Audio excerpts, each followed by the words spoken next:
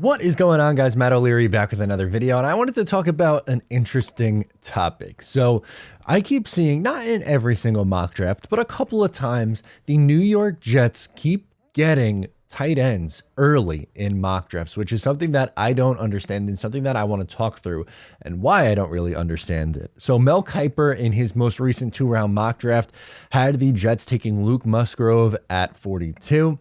Rhett Lewis of the NFL Network also had the Jets taking Dalton Kincaid at pick number 13. So that is a pick in the first or the second round on the tight end position, which is a little bit off the board. Most people, not all, but most people have the Jets going either offensive tackle, wide receiver, maybe interior defensive line in the first round. And then in the second round, it kind of really varies from there, but usually center, linebacker, safety, interior defensive line, maybe O-tackle if you wait and you took wide receiver in the first round. But I don't necessarily love the idea of taking a tight end that early. And I understand that this is a good tight end class, and I'm not going to sit here and tell you that tight end isn't an important position.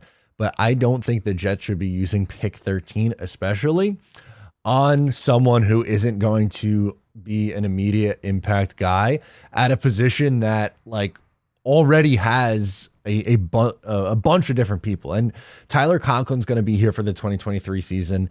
It would be $9.5 million in dead money if they cut him before the season. Now in 2024, it would be $4.3 million to cut him before June 1, 2.3 after June 1. CJ Uzama is $5.9 million in dead money to cut him before the 2024 season, and then 3.2 after June 1.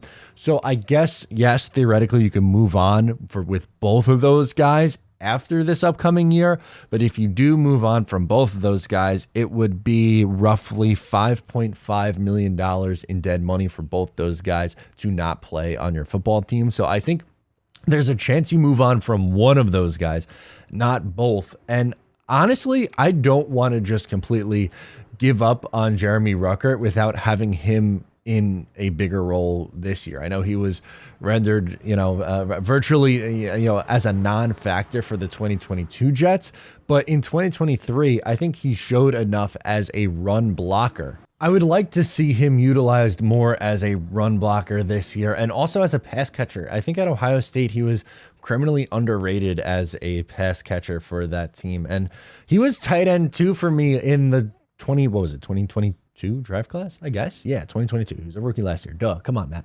In the 2022 draft class, I like Jeremy Ruckert. Is he Dalton Kincaid?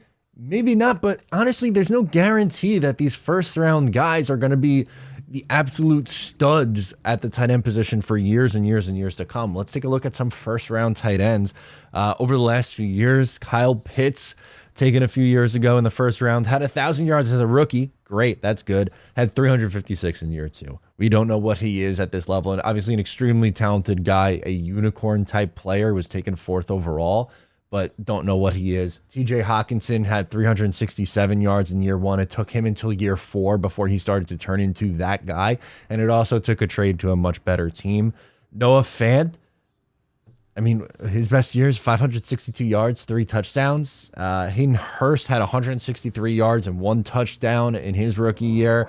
His best year was 571 yards. Some other guys in the last 10 years beyond that: OJ Howard, bust. Evan Ingram, up and down kind of career. David Njoku, Eric Ebron. Like, you're not guaranteed to get this absolute stud if you take that position in the first round. Tight end and running back are 2 spots where you can find on day 2 and day 3 quality players. And you just took a day 2 guy last year who everybody loved in Jeremy Ruckert. He was one of the favorite tight ends from that draft class. And again, I'm not necessarily saying that he's going to be, at the same level of Dalton Kincaid or Michael Mayer or whoever you want to put on here, but I don't love this idea of drafting for, potentially a couple years down the line. That's how you get in spots. I bring it up all the time. That's how you take a million interior defensive linemen in the 2010s, is by drafting that way. And And when you have this short little 2-year window that you're going to be going for with Aaron Rodgers, why are you drafting for down the line? You need to be drafting for immediate impact guys like Sauce Gardner, Garrett Wilson, immediate impact players. Breece Hall, immediate impact player. I don't know. I personally don't love that logic. And I get it. The Jets, maybe they want to get a little more athletic and have more of a playmaker with more upside, but I don't look at tight end and go, oh my God, that's such a glaring need. The Jets need to spend the first or second round pick on it when you have the offensive tackle situation that you have, when you have the center situation that you have, when you have the hole at defensive tackle that you have, when you need linebacker and safety depth like you have.